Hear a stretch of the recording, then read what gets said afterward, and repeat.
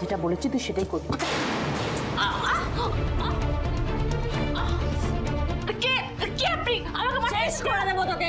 প্রবেশের আজকের পর্ব শুরুতে আমরা বন্ধ ঘরে শুভকে দেখতে পাই।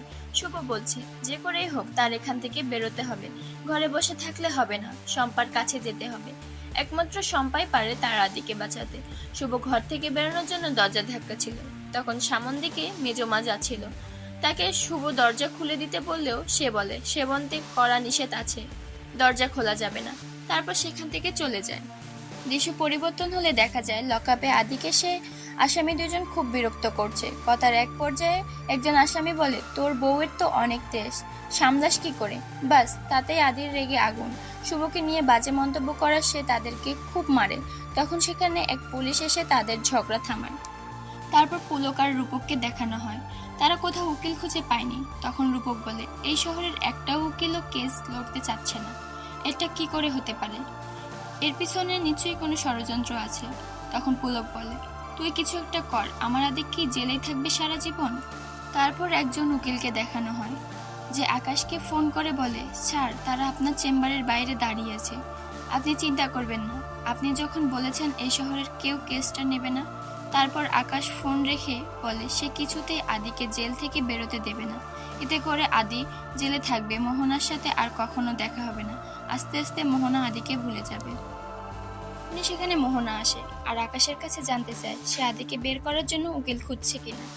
আকাশ মিথ্যা বলে, সে উকিল দেখছে, তবে মার্ডার কেস তো, তাই তাকে একটু অপেক্ষা করতে হবে।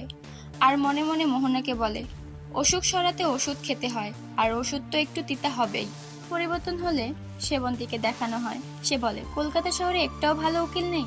রূপক বলে, বৌদি কোনো একটা ষড়যন্ত্র হচ্ছে, না হলে এমন কেন হবে? সেবন্তী তখন পুলককে বলে, ভালো উকিলের জন্য টাকা দরকার হয়, তাই চেষ্টা করনি তোমরা।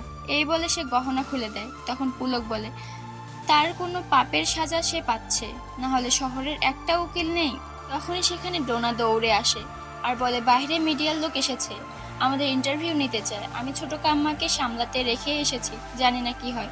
এর মধ্যে মিডিয়ার লোকজন হুড়মুড় করে ঘরে ঢুকে পড়লো। তারা জিজ্ঞেস করলো, বিদেশ থেকে এসে আদ্রিতা খান কেন মার্ডার করলো, যাকে খুন করেছে তার সাথে কি সম্পর্ক?